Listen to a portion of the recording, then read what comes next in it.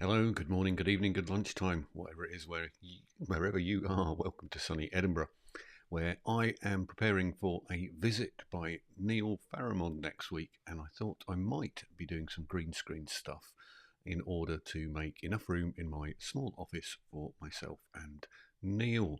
So I thought I'd take you through the build. So I don't know if I'm going to use it yet. We'll have to wait and see. But I thought I'd take you through the build anyway. So without further ado, obviously this is what you're normally used to seeing me on, and that's my normal background. However, I've already deployed my green screen. So the green screen is up behind me, and I have just got 3 lights.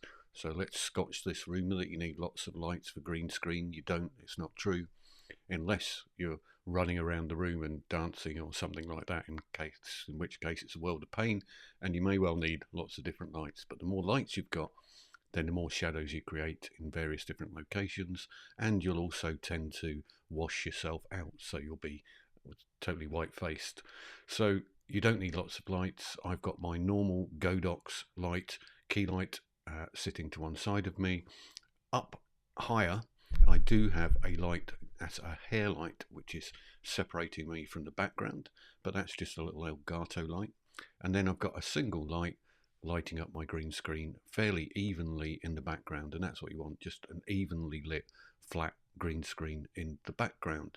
So that's what I am on at the moment. So green screen off, and just to show you what I'm going to end up with is probably something more like this. So exactly the same place, hopefully with me and Neil. And I'm just going to show you how I built this scene up. So to start with, let me go to the copy of this scene where I'm in the dark. So just me in the dark. And I'm just going to start adding things in now.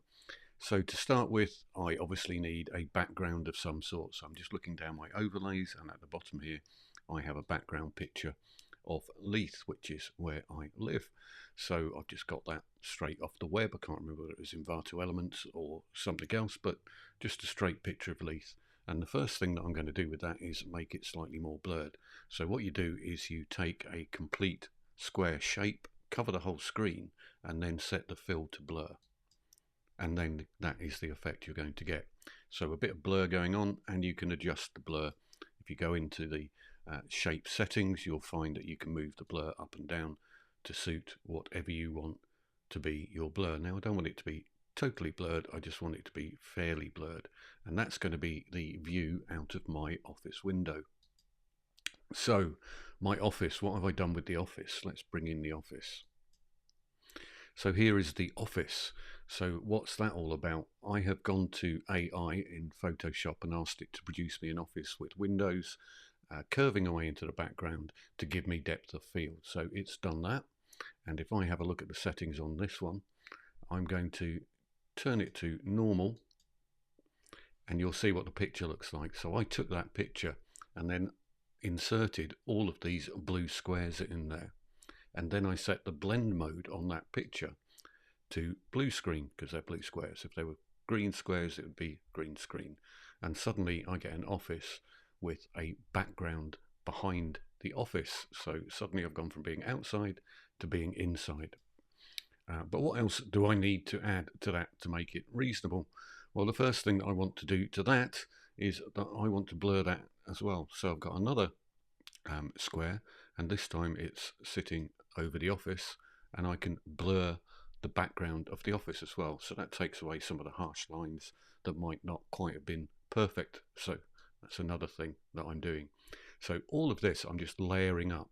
So I am not using the element within Ecamm, which is a little box on your camera control where you choose a background. That doesn't give you very much flexibility. What I'm doing here is building up layers and using everything I can for some flexibility. So let's bring another element in as well. So what I've done here is I put yet another square over the image, and I have faded that square from light to dark, so from white to black, more or less. And what that allows me to do is to make one side of the image darker than the other. So I want, if I move this around, I want the side of the image closest to the light to be the brightest. I'm pointing the wrong way now because that's now the lightest. If I move that round, watch carefully.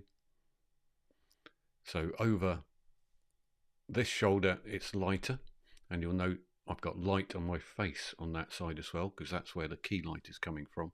So the key light is coming from over there, and the major light in the window is coming from over there. So I've just put a gradient shape over the top of this so that it is lighter on that side of the screen and lighter on one side and darker on the other. You can see it's lighter and darker. So if I just demonstrate again by taking that fade off, then I've got a fairly flat looking background, but by bringing it back in, then I have got the side where my face is lit brightly looking brighter than the other side. So it's all these little bits that make the difference, including the depth of field here. So intentionally I've got a depth of field rather than making this flat, so the windows are going away to the far corner. So I then start to add in some other bits and pieces. So let's add in these elements here.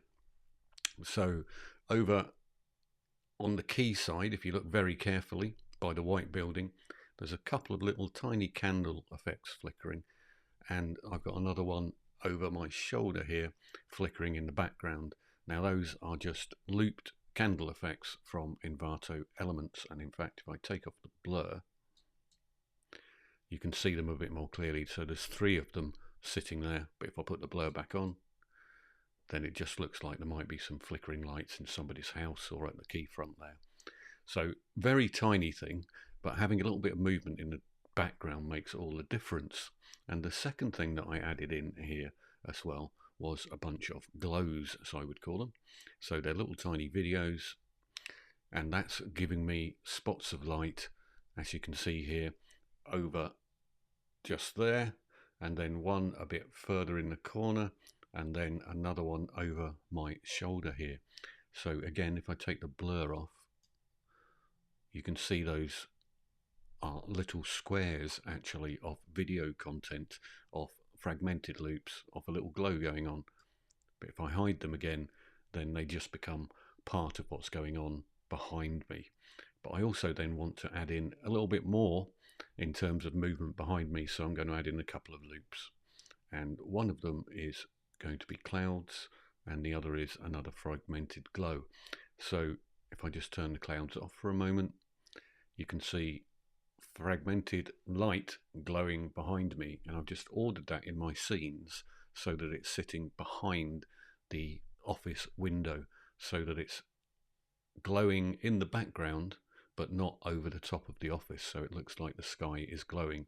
Then I thought I will add in another one with a little bit of movement for some clouds as well, so added a second one in there to give some slight movement as if the clouds are going across as well in the background. So that's really where I've got to with this particular green screen element, and I know I've gone over it all quite quickly. At some point or other I'll probably do a training course on all of this for people who might want to use green screen, but hopefully that shows you that you can go from one green screen to a totally different one very easily indeed, and probably nobody will know the wiser. So that's it. Cheerio. Bye from sunny Edinburgh. Enjoy your weekend. See you later. Bye.